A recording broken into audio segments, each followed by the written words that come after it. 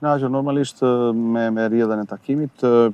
Sa i përket ndeshjes, sa i përket cilësisë lojës tonë, normalisht se nuk jam shumë i kënaqur për shkak se mendoj se nuk kishim në maksimumin e mundshëm sa i përket lojës, por e rëndësishme që ishim shumë efikas. Efikas në këtë fushë këtu kundër këtij kundërshtari për shkak se është kundërshtar serioz që në pranverë domethënë ka bë mirë, ka marrë shumë pikë dhe është një kundërshtar i cili nëse nuk e dënon në kohë mund edhe të hap punë pastaj me kalimin e takimit, por për ne në këtë moment është e rëndësishme të fitojmë, të marrim 3 pikët, se i përket bukurisë lojës, e lejmë për një ndeshje tjetër për shkak se tani ndeshjet e fundit presioni është i madh dhe nevojitet çdo ndeshje të fitohet. Normalisht më shumë keqardhje kam mënyrën si pranuam golin sesa për pranimin e golit, për shkak se golat edhe pranohen është një gjë normale. Kur je 6 ndeshje nga fundi dhe lufton për titullin kampion, a ishte pjesa e parë model se si duhet Shkëndija të jetë, 3-0, gjithçka në kontroll, thjesht siç e thash në fillim, një Shkëndij klinike, cinike që thjesht pa gjëra në kontroll.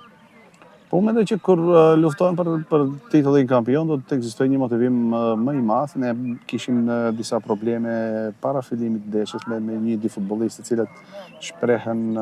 probleme shëndetësore, kurse pastaj ishim detyruar që gjatë përfundimit pjesës parë të ndrojmë për arsye shëndetësore Drilon Islamin, edhe kishte karton, edhe pastaj edhe pjesa e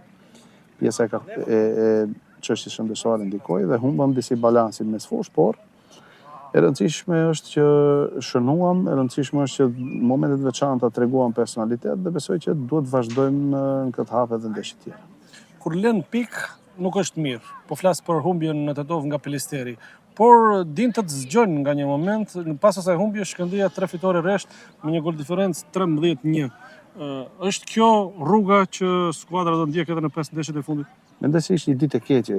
ndeshja kundër Pelisterit, kishim edhe disa mungesha shumë të rëndësishme dhe ishim të pafat edhe u dënuam për gjithçka, vinim edhe nga pauza e ndeshjeve ndërkombëtare. Unë besoj që Shkëndijës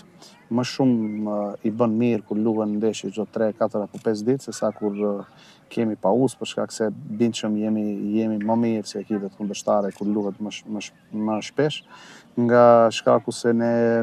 thuajse nga vera jemi mësuar me këtë ritmin e ndeshjeve. Unë besoj që duhet edhe mund të humbet një ndeshje, se edhe ekipet të nivelit shumë të lartë humbin ndeshje, por mënyra se si kemi humbur apo barazuar nga 12 ndeshje kemi humbur dhe barazuar vetëm në 2 dhe kemi 10 fitore. Mënyra se si kemi humbur dhe si kemi barazuar në sekondat e fundit ishte pak shqetësuese dhe më sjellti nervoz, por ne ekipet e mira gjithmonë rikthehen më fuqishëm pas një rezultati negativ. Dhe unë besoj që ne duhet të respektojmë maksimalisht çdo ndeshje deri në fund kampionatit. Tani gjithë fokusi duhet drejtohet nga ndeshja e ditës mërkurë në kuadër të Kupës Maqedonisë.